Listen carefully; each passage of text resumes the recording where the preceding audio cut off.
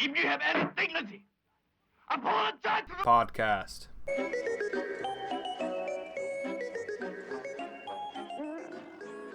Hello, everybody, and welcome to Apologize to the podcast where we talk about movies and TV and books and anime and all sorts of crazy crap, and we come and geek out with it with everybody.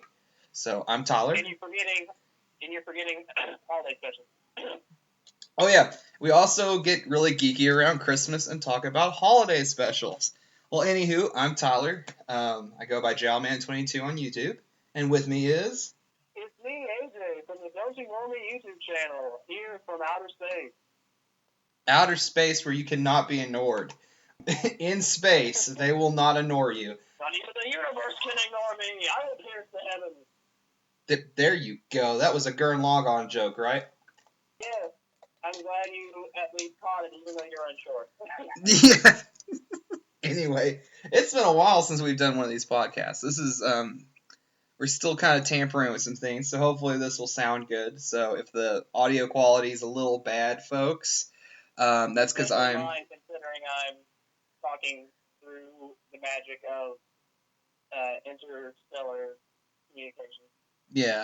Yeah, we kind of scrimped up on our Wi-Fi budget, so we're gonna see how this goes. And hopefully the program will not just crash on me while we're recording. So, anywho, well, it is getting close to Christmas. We're actually about a week away from Christmas when we're recording this, and it just so happens that a brand new, huge blockbuster just hit the screen, and it's a movie that everyone has been waiting for. And you know what that one is, AJ? Oh, no one has any idea, because it's not like this particular franchise hasn't been shoving itself down everyone's collective throat for the past several years and months. Yeah, that's right. The Frankenstein franchise. We have yet another Frankenstein movie out called Victor Frankenstein. Oh, wait a minute. That's right, and it stars Harry Potter. It stars Harry Potter, but we're not here to talk about Frankenstein. We're here to talk about a little-known franchise called Star Wars. Probably the most universally loved geek product out there. Also one of the most commercial products out there with enough franchising things to kill a person with. Hundreds of books and comics and video games and action figures. Good lord. There's not hundreds of movies yet, but I'm sure by the end of the century we'll have probably a good 50 movies at least.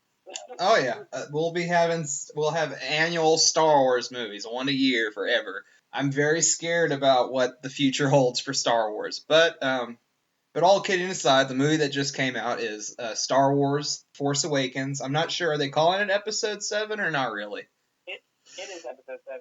Yeah, so it is Star Wars Episode 7, The Force Awakens, which is a fan fiction by J.J. Abrams with lots and lots of money.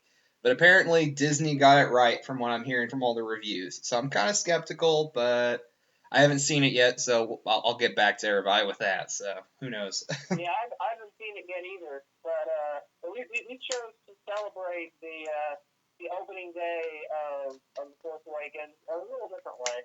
Yeah, instead of, watching what's supposed to be called the best Star Wars in years, we decided to spend the Christmas holidays watching the Star Wars Holiday Special from 1978. One of the most bizarre variety shows / TV movies / what the hell happened kind of movies out there.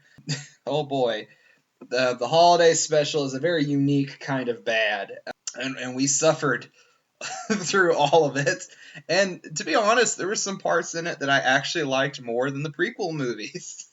But we'll get into that a little later. But anywho, so, it's close to Christmas and we have new Star Wars, so it was very fitting that we did the holiday special. It's the perfect combination. I mean, literally, I would probably say there will not be a better time to reflect on the Christmas special, because most of, from what I remember, most of all the Star Wars movies all came out during the summer, so this is the only one to come out during December.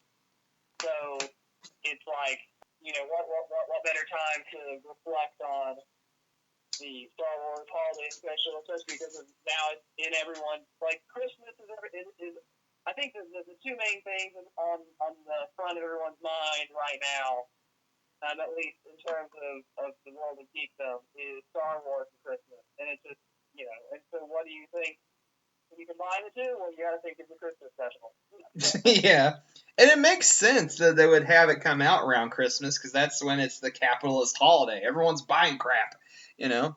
So why not buy Star Wars crap? And I'm not one to speak. I mean, I'm not a diehard Star Wars fan. I guess before we go into the special, we should talk about our background in Star Wars. I've always been more of a Star Trek person. I've always loved Star Trek. When I was growing up, I saw the original cast movies, movies 1 through 6 of Star Trek, and I also watched Star Trek Next Generation when it was rerunning on TV. I mean, it was getting ready to end when I was a little kid. I grew up in the early 90s, well, late 90s, early 2000s. But anyway, so I saw a lot of Next Generation. So I've always been more of a Star Trek person. I had more Star Trek toys and Star Wars toys. I watched Star Trek more religiously, and I still love Star Trek a lot. But Star Wars was the other like big property. More people in my neighborhood played with Star Wars toys, and I only had a few. I think I had Luke and Darth Vader, and then when Episode 1 came out, I had a Darth Maul toy, and that's really about it. I mean, obviously, I had a toy blaster and a lightsaber, but that seems like that's part of every household now. Like, it is that deep in our culture. We can't escape it, Yeah, exactly. How did your Star Wars fandom kind of start? Right. Well, I would say I'm actually much more of a Star Wars fan than a Star Trek fan. Although I am getting a lot more into Star Trek, especially through, of all things, one of my favorite professors talked about Star Trek a lot and how it's related to my field of study and everything. But beyond that side note, Star Wars, on the other hand, he says doesn't really have much intellectual content to it, sadly, but it is still very entertaining. So anyway, Yeah. I grew up with Star Wars from a very, very young age. As a matter of fact, really, honestly, I don't. It's one of those. It's one of those things that I really can't remember not knowing about Star Wars. I can't remember not liking Star Wars. There wasn't really a time before then because of my parents were always, what were always, and I know like the special editions, they came out in 1997. And I might have seen original Star Wars because I specifically remember like watching A New Hope on my grandpa's TV. That was kind of one of some of my earliest memories of watching that, and I think that might have been the original. I mean, it probably was. Yeah. But mostly, I actually watched the special editions because my parents had the special editions on VHS, and I used to watch those all the time. So I know I'm lame because I actually don't really mind. At least I don't mind the '97 special edition as much as other people. But anyway, to make a long story short, I am a big Star Wars fan. I've also delved into kind of not just the basic movies, but also into the expanded universe a bit. Well, especially like in middle school and high school, I read some of the novels. Conveniently, some of the novels that take place around the time that the new movie supposed to come out. But of course, Disney retconned all that. But anyway, I've read about at least 18 of the novels, and I've played the Star Wars, especially like the Star Wars Battlefront games. I've played some of the games with Kyle Katarn, the Jedi Outcast, some of the Jedi Outcast games. I've played Star Wars Empire War, so some of the mid 2000s Star Wars games. Like I played the N64 Star Wars Pod Racer. I think those were most of the major video games I played. So yeah, I do have a story packed with this franchise, and it is one of my favorite sci-fi franchises, despite not having as much intellectual topic as say 2001 or They Live or anything like that. Or Blade Runner or something like that. Or Blade Runner, yeah. Or Star Trek, the series in general, is much more sociological. But Star Wars is one of those franchises that I can just I can enjoy it for like the mythos of it and like and the story, and I really don't, it's definitely much more of an escapism sci-fi, not really like let's compare it to the real world, and it's kind of if you remember back to my kind of talking about like the They Live and some of the other references, but like some of the other stuff I've talked about with on the podcast before about sci-fi and estrangement and like how sci-fi is supposed to inform the real world. So those things don't really too much apply to Star Wars, at least in my opinion. Not that Star Wars isn't great, but it's great in a different way from most other sci-fi things. Anyway, that's my rant. Yeah, no, I mean it's true. I mean the thing is, Star Trek is the more sociologically, significant show.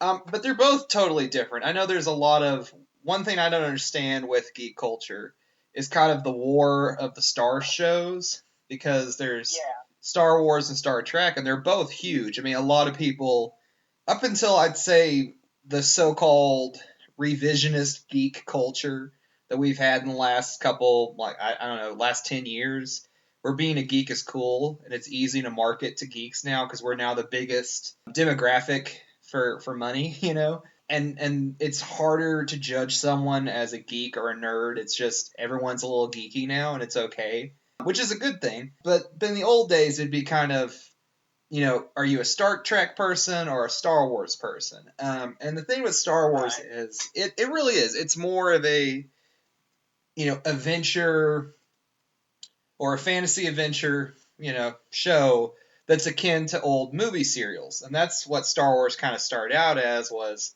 George Lucas wanted to make Flash Gordon and he couldn't get the rights. So he made his own story based on film serials. So that's where the big text scrawl comes from, the episode parts, it's all one big serial. Right. Kind of like Indiana Jones. I mean, Indiana Jones and Star Wars are both, I guess you could call it the 70s equivalent of like Quentin Tarantino making homages to their favorite genres, except I like Indiana Jones and Star Wars a lot more than Tarantino. Um, Right. but that's like the best way to phrase it. They kind of repackaged these film serial vibes. And I mean, as pure spectacle, Star Wars is probably one of the best. The original 1977 movie is probably one of the best action adventure, movies out there. I mean, there's a reason it's a classic and it stayed with us for so long. While other stuff like I can't even think of anyone who talks about Avatar anymore, and that was like the biggest thing that came out in 2009. So, Good point. Yeah. I mean, Star Wars has always been the social conscience. I'm glad that you brought up the special editions. I've always been a original theatrical cut guy because I actually grew up with the theatrical cuts on VHS. And I saw the movies a lot of times before the special editions came out.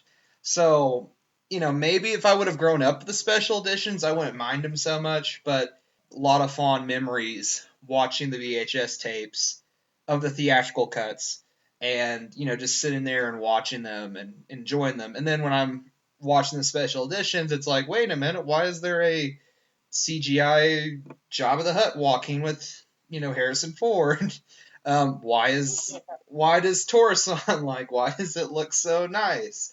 Why is there a new musical number in Return of the Jedi? Which, to be honest, the worst of the special editions is Return of the Jedi because at least in New Hope and Empire, they're not really noticeable. I mean, if you're looking for the CGI, it's really annoying. But if you're just gonna kind of watch them, I can go ahead and tell everybody that I've recently rewatched the special editions, and New Hope and Empire aren't really that bad. And probably Empire is the best because there's very little added to it. Right. But Return of the Jedi is probably the worst because there is so much shit added to that movie. I'm just like, what is this? And of course, now they've re-added more stuff to it. Like they've added Anakin as a young man as the ghost instead of the old guy, the original cut. Yeah. So they've done a lot of things to tamper with them. And it wouldn't be that big of a deal because I understand we live in an age where we have multiple director's cuts and alternate cuts of movies. I mean, hell, we have, Halloween 6, the director's cut, the producer's cut. We have the director's cut of Blade Runner, which I actually prefer to the theatrical version. So, Right. and then I like the director's cuts of almost every one of James Cameron's movies, with the exception of Avatar and Titanic. I mean, Right. really, if you watch the director's cut of The Abyss or Aliens, they are completely better movies than the theatrical cuts. I think, up until Titanic, James Cameron really was a great filmmaker who really had drawn out characters and well drawn action scenarios and believable situations. But going back to Star Wars, my biggest grief is not the fact that we have special editions, it's just that you can't obtain the theatrical cuts other than going and looking for out of print DVDs or looking for the laser discs or having to, settle with a full screen VHS. Which is what I have, because I have the funny thing is, I don't actually have any of the original trilogy on DVD. I don't think I've actually ever seen the original trilogy on DVD. But they're very pretty. I have the special edition VHSs and the original both on VHS, so I can watch two different versions. Although really, I'm pretty sure the DVDs changed things up a little bit. I think the Blu-rays changed it even more. So I think it was like pretty much four different. I think there's at least four different versions of the original trilogy. Yeah, and it just sucks because it's like most movies are available with maybe the exception of Oliver Stone's Any Given Sunday. I think that one's only available in the director's cut on DVD, but for the most part, most of these movies are released in collector's sets with multiple different versions, so you can pick your favorite. Yeah. And it just makes me upset. I mean, I understand that Star Wars is George Lucas's baby, and I can respect him wanting to do more for the project because it is his baby. He has the money. I mean, he deserves to tamper with it, but don't make the original version that made history disappear.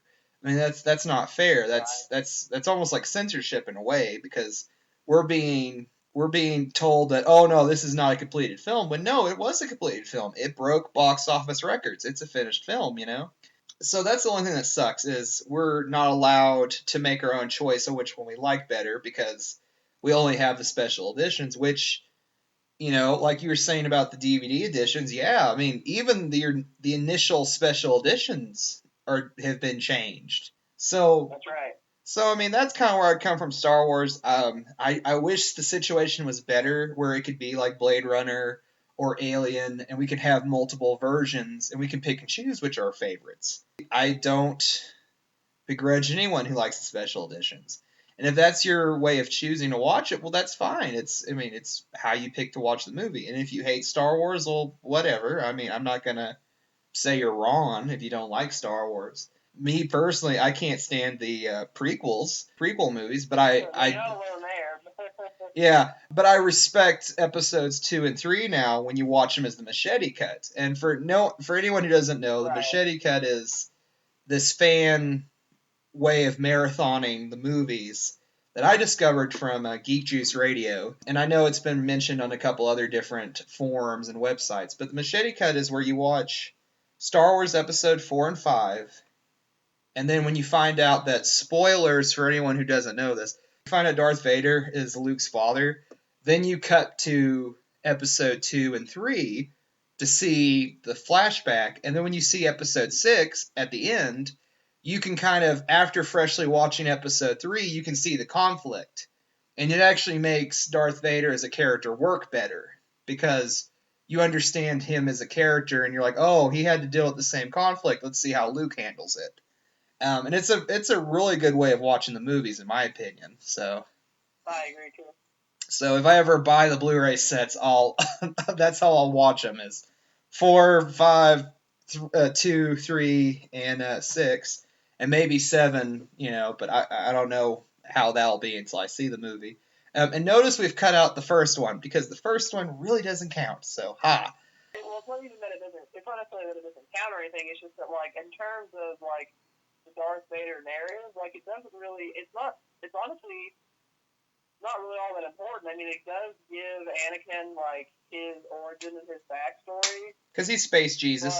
But like, yeah.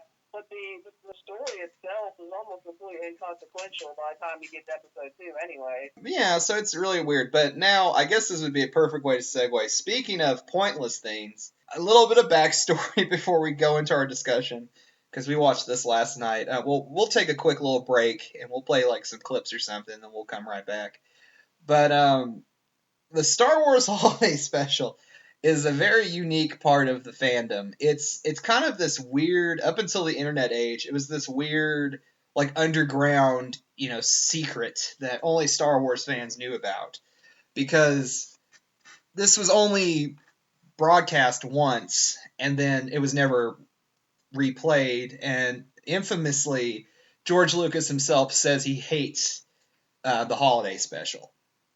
And kind of going into context, during the 70s, variety shows were very popular. You'd have some interviews, you'd have like a weird story going on, and then you'd have musical numbers and comedy. And the variety shows was extremely popular in the 70s. But I don't think they realized what Star Wars was, so when they greenlit a holiday special that was a variety show on Star Wars, they really didn't know how to handle it.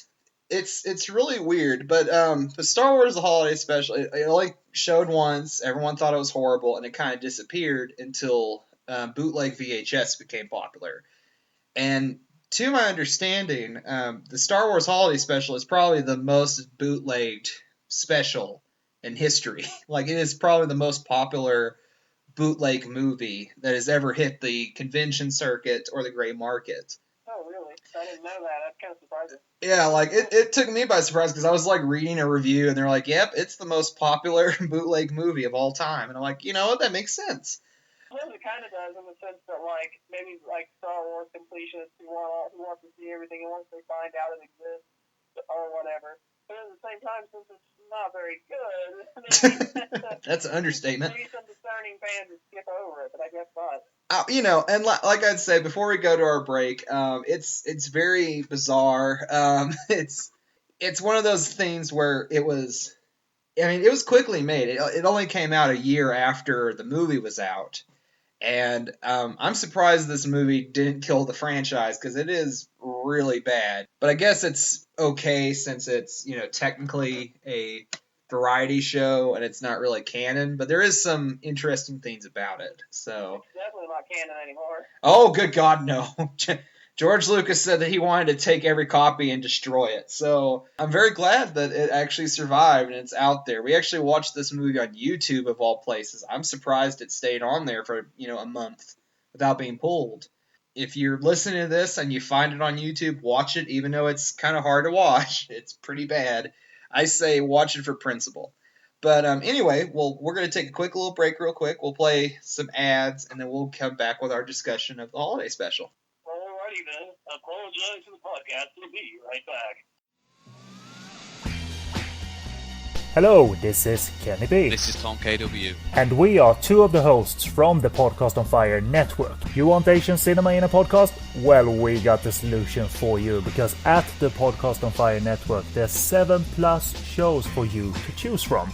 You want Hong Kong action cinema and audio commentaries? We got that. You want dirty Hong Kong cinema? We got that. You want the eternal question, what's Korean cinema answered? We'll answer that. The flagship show Podcast on Fire covers classic Hong Kong cinema, everything from Bruce Lee to Jackie Chan, John Woo and Jet Li, featuring in-depth discussions with an aura of fun. This is your primary stop in the podcast world for classic Hong Kong cinema. In short, it's a like or dislike for Hardboiled throughout the years. It is pretty much like Die Hard fucked Backdraft. The Director Series helps you put a name on some of those favourite movies of yours, like Story of Ricky, Crime Story and The Seventh Curse, tracking progress, or possibly not, in a continuing series of discussions on various directors. Finally, Nam Nai Choi's kind of masterpiece. It's the fucking Seventh Curse time! Yeah! This Week in Sleaze is the adults-only show where the Podcast on Fire network lets the sleaze and nudity rule as the Category 3 era gets a chance to matter, be laughed at, or ridiculed. Let's talk some fucking... Was this a mindfuck? This was definitely a mindfuck. And Taiwan Noir highlights the forgotten Taiwanese cinema of yesteryear. So join me, Kenny B, and Tom KW, and a cast of thousands at podcastonfire.com. Also available on iTunes, on Stitcher Radio, and come chat with us on the Podcast on Fire Network Facebook group and on Twitter at Podcast on Fire. Podcast on Fire Network. It's Asian cinema in a podcast.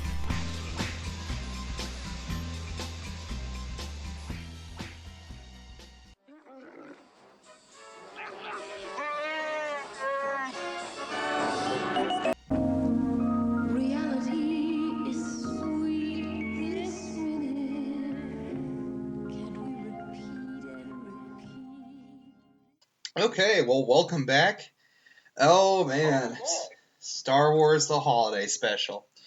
Well, well, I guess to start off, I guess there was a lot of people who were pissed off in the 70s because apparently this apparently replaced the Wonder Woman TV show and The Incredible Hulk.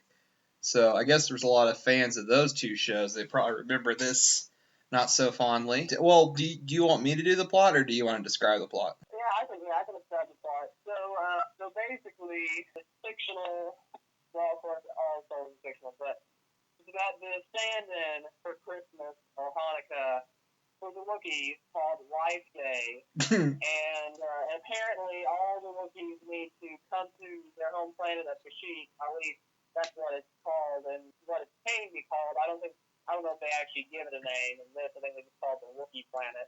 Yeah. But they go to and Chewie are supposed to go to Kashyyyk in order to celebrate Life Day, but they're being harassed by the Empire, and so they're going to be really, really late. But at the same time, his wife, presumably his grandpa named Itchy, and his son named Lumpy are all in their nice home up in a tree house in Kashyyyk, but they basically kind of have some misadventures here and there, including misadventures in cooking, having Art Carney come in and try to give the grandpa porn. Having the Imperials, but it's rebels. It's Demonic Carol though. Having Lumpy assemble a like a weird module thing, a temporary visit to Tatooine for no reason. That the Imperials watched the sequence be Arthur for some reason, and Jefferson Starship music video. There was a brief intermission where Lumpy watches a cartoon while the Imperials ransack his house. Yeah, which is I guess we should stop right here real quick. It's really bizarre because it's a cartoon. It's the first introduction of the character of Boba Fett, which is for some reason one of the most popular characters of all time with Star Wars. Maybe I can help you. I am Boba Fett. He's introduced in a cartoon that we're not sure if it's canon or if it's just a fake cartoon show within the Star Wars universe, starring a lot of characters from the Rebellion and Darth Vader as characters. So it's really confusing. Yeah, it's very strange because it's not really clear if this is an actual thing that happened and Lumpy just happened to be like watching it, or if it's like oh yeah, the Rebels, they have, there's the Y-Wing division, the X-Wing division, and then there's the animation division where they animate Luke and Han's adventures. Like, okay. Wouldn't you call that propaganda cartoons? Yeah, I guess so. Yeah, it was supposed to be a propaganda cartoon for Lumpy to watch, and it's just like, join the rebellion. Maybe the Empire is not the bad guys after all. That's weird. One article I read talking about how the Force itself is evil. I think that's really about it, other than we get about 30 minutes of Wookiee talk with no subtitles. I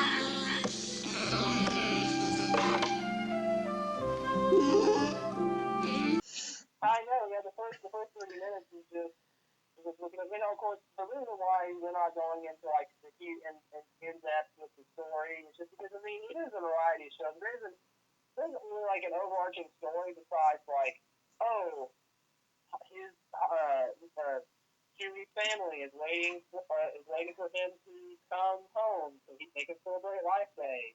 And Spooky misadventures along the way, waiting for him to show up. Like, that's pretty much the entire plot. Really, the only thing we can talk about is what we thought about the different variety show segments, really, and how bizarre they can be. Oh yeah, well I guess we can go ahead and start doing that. I guess we better just talk about. This is a very hard movie to break up into good and bad camps. Obviously, there's a lot more horrible camps, so I guess we better just talk about the individual segments. Right. So of course And it's. I apologize in advance if we accidentally missed one of the parts, but we'll try to cover them all. I think you covered all of them. Of course, the first 20 minutes or so, 30 minutes, is after we see stock footage of Star Wars, and then we meet Han Solo and Chewbacca, which I will go ahead and say, one good thing about this special is they did have most of the original cast. Obviously, they only had James Earl Jones' voice, so they just took stock footage and redubbed it. But, I mean, we got most of the cast. I mean, we got Harrison Ford as Han Solo. We got Carrie Fisher as Princess Leia. We got Mark Hamill as Luke Skywalker. Is Peter Mayhew, is he the original Chewbacca? Yeah, that's right. Okay, so he's there. So I mean, we have all these people. Unfortunately, that's really about it. Alec Guinness didn't show up, so there's no ghost. Well, he was dead, so. Well, yeah. Well, I guess they hadn't introduced the concept of him coming back as a Jedi ghost. Yeah, that's right. That doesn't happen until episode 5. I mean, yeah, that's kind of the big thing. Because really, I mean, this is a holiday special, but the only thing they have to go off on is episode 4. They don't and that's it.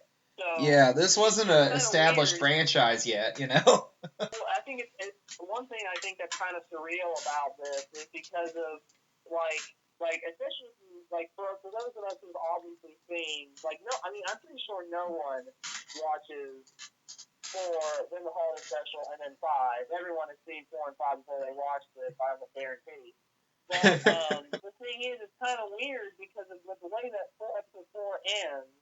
They just destroy the Death Star, and then in episode 5, they're on Hoth, and it's like a couple years later, and things like that. So with this, it almost gives the impression of oh, well, I didn't do that stuff. They just kind of went home and relaxed for a while. Because, I mean, it just seems so, when you the scenes with Luke and Leia, they just seem so relaxed and just so so big deal. I'm just thinking Happy Life Day. It's like in the middle of a Star War or anything. Because Leia was basically just she's basically just she looks like she's being a secretary or something. But yeah, I mean, it's very odd. I mean, it's cool seeing them in this because it kind of makes it feel more like it's canon.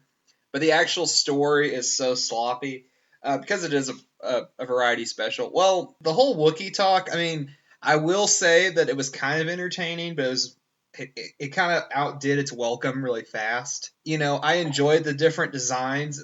Probably the most disturbing was Itchy, who looks a lot like the older monkey character from the Donkey Kong cartoon show. Cranky Kong. Yeah, he looks like Cranky Kong. So, I mean, he looks like something out of the Donkey Kong cartoon show. Or maybe the people who animated for the Donkey Kong cartoon show were really big fans of the holiday special. Maybe. I mean, that would be very disturbing. So, I mean, it's entertaining kind of seeing the interplay. I guess that'd probably be my biggest problem with this special is, first of all, the Wookiees are very weird characters to have as your focal point. Maybe if you did an all droids Christmas special, it would have probably worked out better because at least droids can talk, or some of them can talk. With Wookiees, it just sounds like people are having really awkward, kinky sex, just going. Yeah,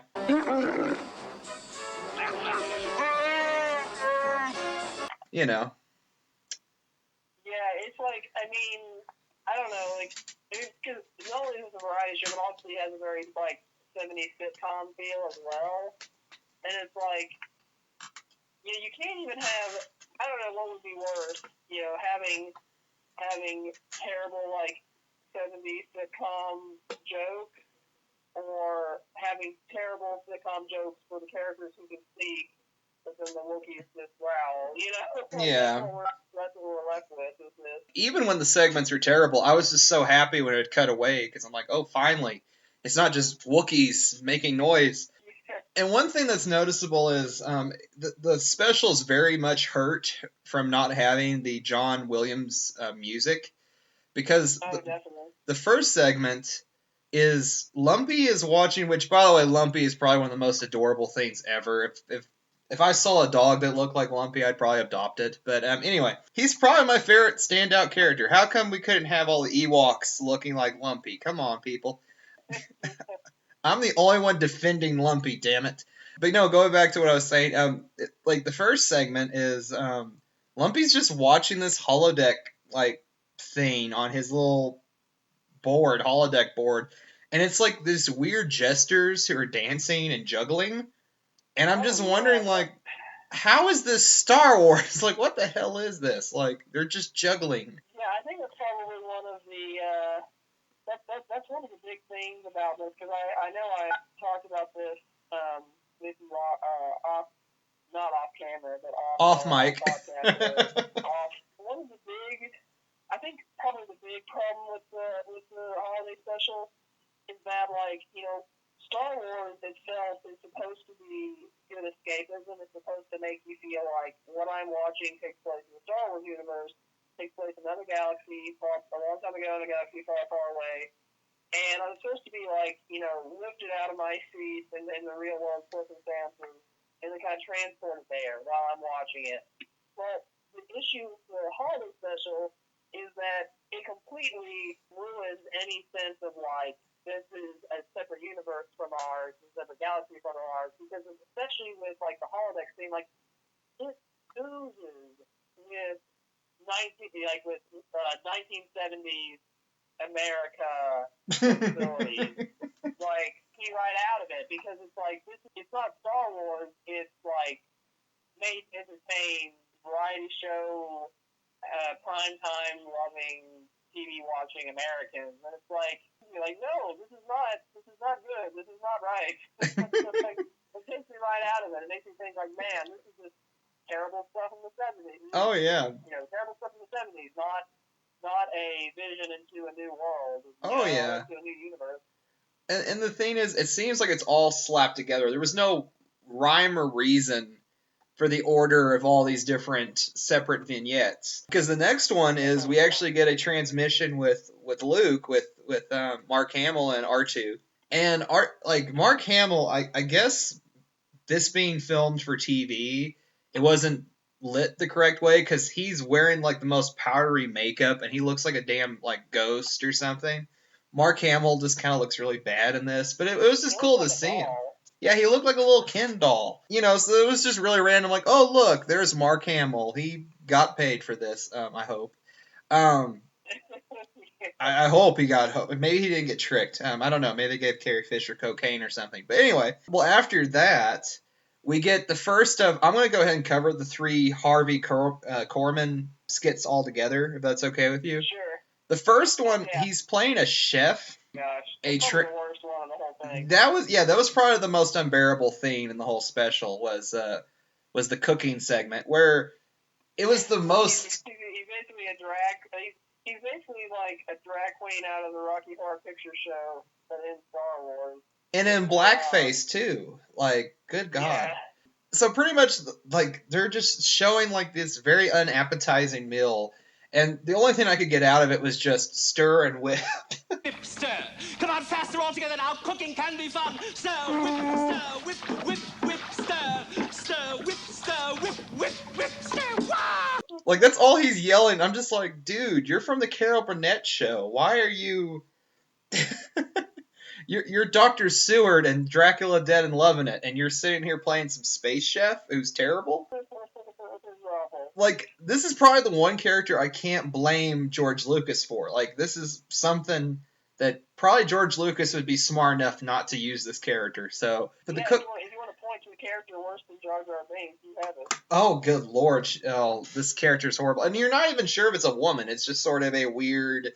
feminine alien played by Harvey Korman. I mean, the thing thing is, we're not even. I mean, like we're not even trying to be transphobic or anything. It's like it's literally just bad. Like man, woman, alien, whatever. It's just bad. Mm-hmm.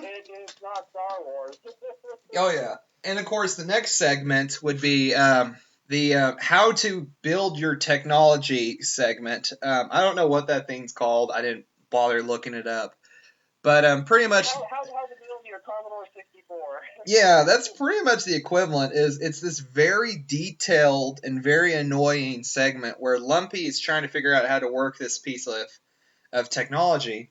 And Harvey Korman shows up without makeup. He's just playing an android who's malfunctioning. Well, instead of him acting like he's malfunctioning, they just took the film and cut it and edited it very well, like really badly. Yeah. Like, someone who's learned how to use iMovie, like for the first time. They're just making like a YouTube poop video. Like, it's like this one segment prefigured YouTube poop by 35 years, And I think the worst. I mean, I think one of the weirdest things about that particular scene is that like it is like it's supposed to establish in the Star Wars universe like okay, in Star Wars we apparently have androids like robots or whatever that look exactly like humans. If this is true that there are robots that look exactly like humans, then why does C-3PO look the way he does? Like. Yeah. If they have the technology to do that, why? Or what about R2-D2? Why is he a trash can with wheels?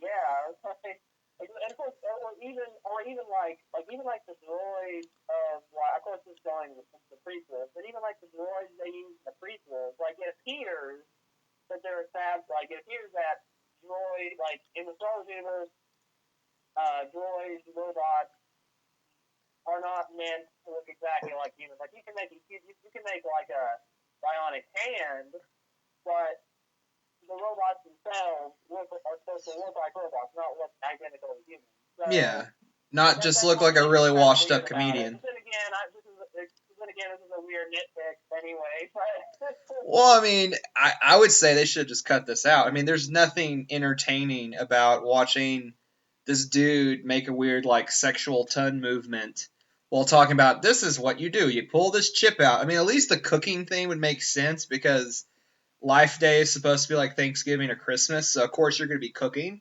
This makes no sense. It's literally not here for any real good purpose other than, oh, we still have Harvey Korman. Let's have him act really weird, Yeah.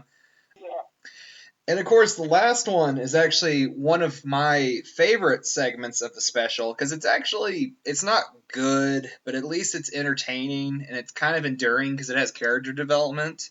Is the segment which it starts out like with the most inappropriate thing where it's like, let's go to Tatooine where we should be happy our lives is not as terrible as as it is on Tatooine. Time now for Life on Tatooine, brought to viewers everywhere in the hope that our own lives may be uplifted by the comparison and enriched with the gratitude of relief. And it's showing pretty much Maud's bar because it's B. Arthur who was Maud and she was in the Golden Girls. And it's the cantina that we've seen, or one of the cantinas from Tatooine. Harvey Korman shows up as this guy with a volcano head who likes to drink from his forehead. But it's probably one of the best segments because it's very Star Wars. I mean, because it has all the aliens from the canteen. Someone suggested that they might. I think it was Red Letter Media. They said it feels like this was shot first, and then they ran out of money. So this is the one that feels actually like it's Star Wars related because they're in the cantina. Oh, yeah. And it is a good little segment. Pretty much what happens is, the Empire says that they have to go home. There's a curfew. And it's pretty much just dealing with B. Arthur, who sings about, oh, well, just one more drink, guys. And I really felt bad for her character having to close her bar because she was a very likable, character. And it's just weird that Harvey Korman is yet again in there as a character who is a creepy stalker. That's pretty much his whole character in this whole special. It's just a creepy dude who won't go away. Yeah, exactly. But I mean, what did you think of the whole B. Arthur bar scene? Yeah, well, I kind of thought, it was definitely cheesy, and of course, obviously, like, the singing portion wouldn't really happen in the Star Wars universe. But I mean, I think you're right. At least it felt. I mean, that part at least felt slightly more like Star Wars because of the sets. I mean, those particular sets look better than the sets in Lumpy's house. Like those, I mean, basically, a good way to put it is that Lumpy's house looks like a 1970s American house, I mean, with the shag carpets and everything. But at least the cantina looks like the Star Wars cantina, and the characters, you know, they all look like. I mean, I wouldn't be surprised if they literally just took all the costumes from the original Star Wars, because it's only a year later, you know, it's pretty easy for them to do that. So just take all the costumes, just put them on different people, and then start filming and not in the same cantina. I can tell it's a different cantina, but like, you know, film in a similar place. Yeah, because I'm sure Tatooine has plenty of bars. Right. And so, you know, and it looks. I mean, like the look and feel was at least better. In the Arthur character, I mean, at least she was. I guess the thing is that even if she's a character in like a kind of a kooky 70s holiday special version of Star Wars, at least she was an actual character, unlike pretty much everyone else. Yeah. It's the final personality, but it isn't just, I want to see Chewbacca, like, you know? Yeah, I wanted to really know about, you know, Chewbacca's love life and know about his adorable son and his scary-ass dad, who looks like he's, you know, seeing too much shit in his life. So I guess moving on to the next segments, I mean, I guess we'll hit up on the musical segments. The Jefferson Starship one really comes out of nowhere because there's a segment where Art Carney, actually, let's go back. Art Carney, when he's introduced, he's talking to this Imperial, you know, Empire guy, and they're like searching the house, and you think, oh, he's searching for Luke or Leia.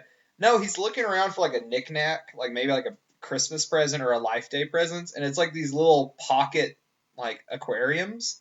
Yeah. Later on in the special, Art Carney shows up to the to Chewie's house, and of course the Empire follows him. So there's a bunch of stormtroopers, and they're invading the house. Well, to distract the stormtrooper, Art Carney puts on a I guess a random TV channel in space, and it just happens to be playing the Jefferson Starship like music video, where it looks like the singer is like holding a lightsaber by the blade and yelling into it. So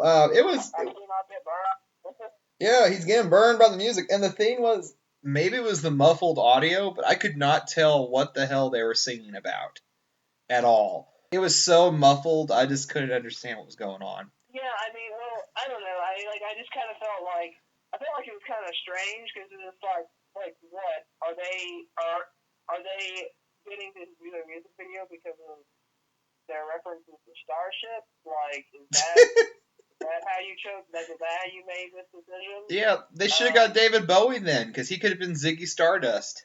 Exactly. That would have been way better. Yeah, and then it's like the music video itself. I mean, it did look sci-fi, obviously, but it didn't really look like Star Wars in any particular way.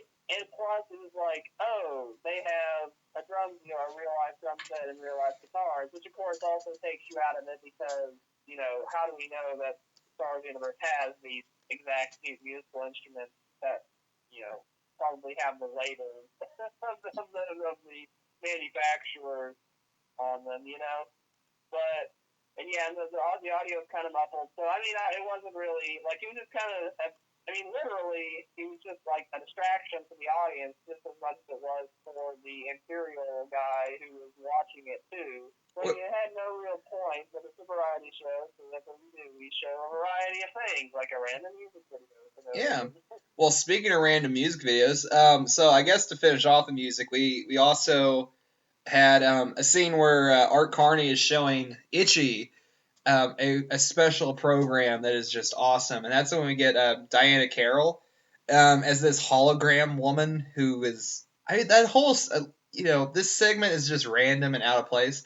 But the one thing I can say is it's probably my third favorite segment just because of how surreal it is, because she's singing a beautiful melody, and it's really weird that she's supposed to be this like pornography hologram that's like, I can feel you're creating me. I'm your fantasy. At least she sings well. It's just I couldn't understand what she was singing. Like the lyrics were muffled, so it sounded like she was just yelling about the future. And yet again, actually, I don't think she was yelling about the future. I thought she was talking about being in the present moment, the exact moment. Sensual. It honestly feels like they were like, oh, we should get Donna Summer. Oh, well, never mind. Oh, we'll get Diana Carroll. Honestly, to me, it looks like a James Bond opening. Yeah, well, for the most part, it was very trippy. Yeah, well, while we were watching it, we both started seeing like diamonds are forever. Diamonds are forever. Hold one up and then caress it. Touch it, stroke it, and undress it.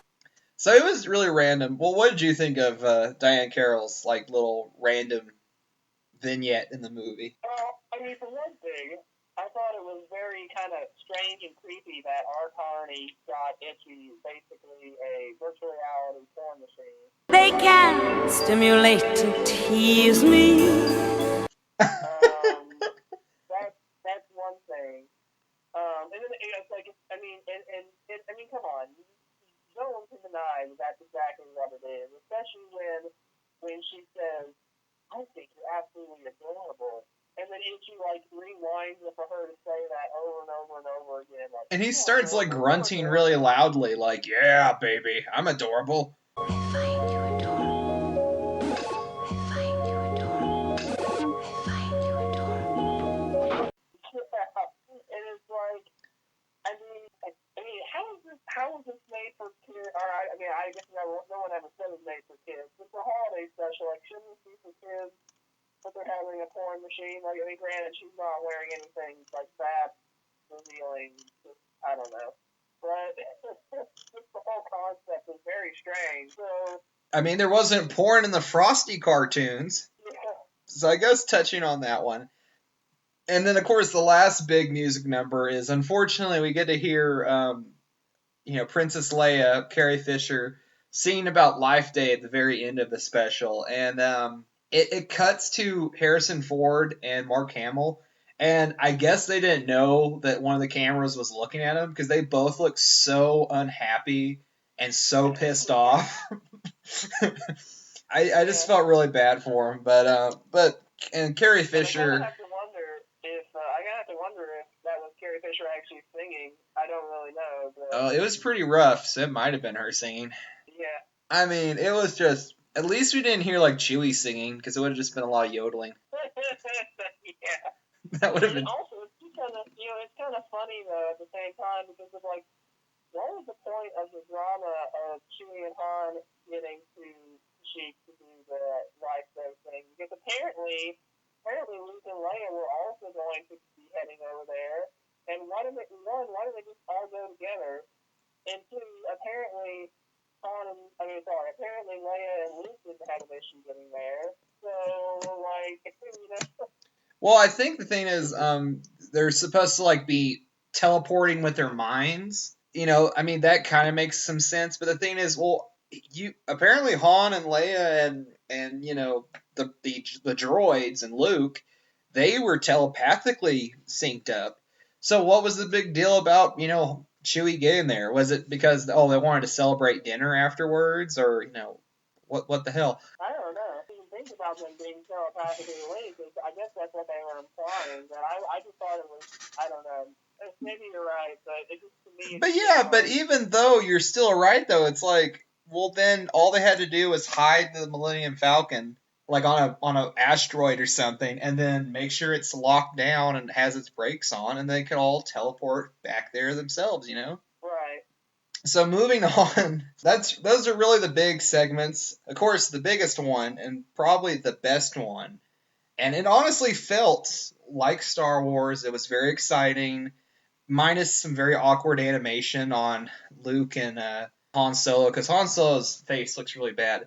But the Boba Fett cartoon, regardless if it's part of the universe or it's just a cartoon that's fictional within Star Wars, it was the best damn part about the whole special. I wish the whole special would have just been one 30-minute cartoon, and that would have just been awesome. It could have shown up on some other variety show. That would have been the best thing. But I think the Boba Fett cartoon is the best part of the whole special, and it's actually legitimately worth watching. So if people are curious, I'd recommend just watching those clips out of the whole special. Yeah, I agree. I mean, it was a pretty simple story, but hey, at least it did feel like Star Wars. And of course, also, I think the other thing is it definitely had like a late '70s charm to it as well. Like, I mean, yeah, the animation in parts was kind of weird, but I think that's more. I think you could chalk that more up to the era more than anything, kind of like the animation sensibilities. But I think it came from a genuine place, and at least it didn't have like. I mean, the story was pretty good. It was a simple story, but it was pretty good. It introduced Boba Fett as an interesting new character, and I mean, overall, I just thought. I did feel like the animation was well done, even if some of it kind of looks weird compared to what we're used to in animation styles. But I mean, it felt exciting. It was intriguing, and at first, I mean, if this was your initial introduction to Boba Fett, it was kind of weird because he starts out and he's trying to be like a good guy, even though obviously he's evil. But it's just really weird seeing Boba Fett and Chewbacca going through town, and he's like, "Oh, don't worry, good buddy, you're my friend," and it's like, what is this? Like, it's in hindsight with all the other movies and knowing the kind of bullshit backstory from the prequels where, oh, he's just a clone of his dad who is, insert Jimmy Smits, except Jimmy Smits is playing a different character. It's just really, really unique. And it was fun. It was kind of thrilling. I enjoyed it for, the brief time it had. And it kind of just makes me long for it. Of course, a lot of people have pointed out on the internet that it's very similar, and I think it's the same animation studio that did the cartoon show Droids and the Ewok specials. Oh yeah. I'm not interested in the Ewoks, but I'm definitely interested in seeing the Droid cartoon show if they actually have it unedited, because apparently they cut down the show into a TV movie. So it's available on DVD as like a two-parter that was made as a movie. But maybe the whole TV show's available somewhere, Yeah, actually, I do specifically remember seeing some of that Droid show. I don't know which parts I saw. Maybe I saw the TV movie or whatever you're talking about. But I know I saw part of that cartoon at some point, but yeah, I can't remember very much about it. Any other thoughts on the cartoon? I mean, the Boba Fett cartoon? No, I don't have anything more that I haven't already said. But I think it's a good introduction to. I think it's. I mean, like, I guess it's kind of ironic that this is a Boba Fett and truly revealed for the very first time. Yeah. Empire Strikes Back, but at least he's still cool, even in his earliest incarnation. Yeah. And what's weird though is it's the only time he feels like an actual 3-dimensional character, which is really weird. That out of all the movies, out of all the merchandise, it's like this is the only time where he actually seems menacing. He feels like a character instead of some guy in the background. So it's really bizarre. Oh, but anywho, well, that's really about it. Of course, at the same time, though, he does have a lot more to do in the book, but yeah. He's a more fleshed out character in the book. But in terms of the movies, you're right. Yeah, I do want to read Splinter in the Mind's Eye, but that's more of from a history point of view for, because apparently it came out before Empire, so that's just really unique. Well, really, that's about it. That's kind of the quick version of the holiday special. It's mostly shit, I'm not going to lie. Most of it is pretty hard to watch, not because it's grotesque, just because it's really boring. But I would definitely say that, probably the most what the fuck moment would be the porn machine with Diane Carroll. And probably my two favorite segments of the whole special, like the best segments that are worth, seeing this for, is definitely the Boba Fett cartoon, and more of just a guilty pleasure would be the B. Arthur Cantina musical. Yeah. I think I kind of agree overall. I mean, I guess I might also add, like, I mean, I suppose the parts with Hoilday and Luke, like, they're not that. I mean, at least it's nice to see them, and besides seeing them in the movie, because, like, the thing is, obviously, what's been filmed of Luminary, what's the content that's been filmed of Luminaries in their prime as their Star Wars characters has come and gone. So, like, you can't recreate seeing young Harrison Ford, Carrie Fisher, and Mark Hamill together, you know? So Yeah. I think it's worth to see little tidbits of them being in character, even if it's kind of dumb. Oh yeah. And you know, and this is a very weird piece of Star Wars history. I definitely say I like some of the ripoff movies a lot better, like the Turkish Star Wars, Brazilian Star Wars, Star Crash, you know, all these different things. But, you know, I'm glad that we have the holiday special. I'm glad they didn't destroy it and it's not a lost film, you know. Right. But it's a fun movie. I can see myself rewatching maybe the B. Arthur and Boba Fett cartoon every Christmas, but that's about it. The rest of the special is pretty bad. And of course, and if you don't want to watch the whole special, I'd say, you know, for any listeners out there, the Boba Fett cartoon and the B. Arthur sketches, they're both really good. And there's plenty of people on the internet who've done parody videos and done like really comical movie reviews of it. You know, oh yeah, there's lots of reviews. Oh, yeah. That add more jokes that actually make it entertaining to at least watch clips. Oh yeah, like I would recommend, the Cinema Snob video is one that I really like. The Nostalgia Critic, the Red Letter Media people. Apparently John. John Yeah. John Tron did a review like last week, and of course it also includes some great fan service for any Game Grumps fans out there.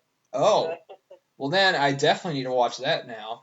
So, in short, I mean, with the whole controversy of the special editions and not the prequels not being very good, I'm still a Star Wars fan. I'm more excited now than ever because there is a new movie, and I'm not sure if it'll be good or bad. I haven't seen it yet. I'm looking forward to it. If it's terrible, I should have known better. But if it's good, then that's good. I mean, a lot of people have been saying a lot of good things about it. So, it's a good time to be a Star Wars fan. It's also a very convoluted time because now you have all these cartoon shows. There's, like 5 different cartoon shows and all the fan films and stuff? There's only one main cartoon show going on right now, Star Wars Rebels. But, really, there is a lot of, with the new canon of Disney, like the quote-unquote Disney canon of Star Wars, they're adding a lot of stuff. They're adding more novels and more cartoons, and of course, a new movie every year. So Star Wars is living and breathing, and I think it's definitely going to turn into similar to the Marvel Cinematic Universe, and it's going to turn into a big thing. Star Wars is definitely not going anywhere. Oh yeah. And that's kind of a good thing because Marvel needs some competition, but the irony in all this is they're both owned by Disney now, so it's not competition. The closest competition would be what the DC universe wants to become. Yeah, and that's not going too well, but there's hope. There's hope they might hit one out of the bag. And and one thing before we leave is, the cool thing though is, unfortunately we'll have a lot of Star Wars movies. Hopefully they'll be good, but with one a year, it might be, it might just be flooding the market. But I mean, they are greenlighting a lot of interesting ideas. Like I know Guillermo del Toro said that he wanted to make a Jabba the Hutt mafia movie where he'd be like The Godfather but with Jabba the Hutt, So, like that would be really, really cool. I'm not really interested in, oh no, this happened in between episode 6 and 7, but it's not really important. It's just something to show you because we can. Right. I would much rather see very creative directors get to show their vision of Star Wars by doing like side stories, like I know Garth Edwards, who did the most recent American Godzilla movie, he's going to be doing one. And like I said, I hope they give Guillermo del Toro a chance because I would love to see a very dark, or not dark, but a very sleazy gangster Star Wars movie with Jabba the Hutt. I think that'd be awesome, and you could do a lot of crazy stuff with it. Right. I can just see like a mob war between slug monsters. It just sounds awesome.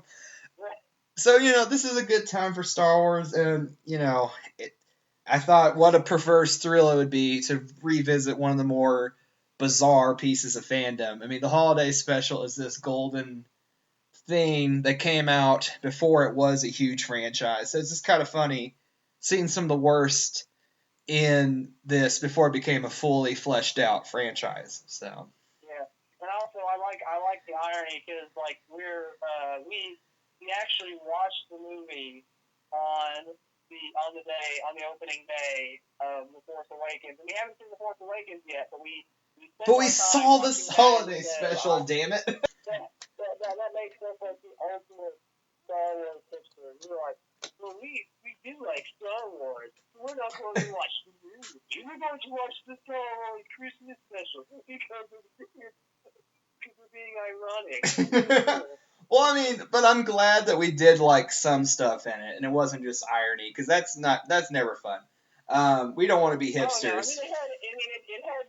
It had some legitimate redeeming qualities, and of course the other parts of it you would want to vomit towards, but at least it wasn't like it's such thing as enjoyable vomiting. Like I don't think there is, but it was. I mean. Oh my! I think maybe that's a good way to sum up how I feel about the Christmas special. Enjoyable vomiting. Enjoyable fire. All I can say is, just one more dance, friends, and just one more dance. And when you go to sleep, dream of me. Okay, I'm paraphrasing, but anyway, B. Arthur. I really do like that song that she sings, even though it's so hokey. Well, oh yeah. Well, speaking of. So we're looking forward to episode 7. We'll have to come back with our thoughts on the different Star Wars movies when the crowd has died down. We don't want to look like we're jumping on a fad. But anyway, if you want to contact us, most of these are going to be posted on Podomatic or YouTube. The YouTube channel, Jellman22. That's where you can find all the previous episodes, the first 13. Also, you can contact us on Facebook at Apologize to the Podcast on Facebook. And Jellman22 is my YouTube channel. Don't Know Me is AJ's if you're interested in watching his stuff as well. And you can contact the show. Huh? I said, watch me. Don't ignore me. Don't ignore him, or else he'll talk about hipster Star Wars stuff again. Anyway, so from all of us, may the fork. No, Homer. May the fork be with you. Oh, may the force be with you. Anyway, well, everyone have a good night, and we'll see you around. Apologize to the podcast. Just one more round, friend. Then homeward bound, friend. Don't forget me in your dreams. Just one more song, friend. And then so long, friend. The nights get shorter, it seems. Hello, and welcome to a commercial for Hello, This is the Doom Show. I'm Richard. I'm Brad. And on the podcast that is known as Hello, This is the Doom Show, we talk about giallo movies, slasher movies, horror movies. We're going to interview Cary Grant live in the studio. We're going to interview Lucio Fulci in the studio, folks. We're going to put Cary Grant in the studio with Lucio Fulci. It's the interview you never thought would happen. I'm going to wear my Vincent Price slacks. I'm going to wear my Citizen Kane wristwatch and monocle. And now Brad is going to recite the Pledge of Allegiance in Portuguese. Brad, go. I don't know Portuguese. Go! Go! Stop hitting me! You're a natural actor. Yeah. You can listen to us at hellodoomedshow.podomatic.com, or you can find the archive at doomedmoviethon.com.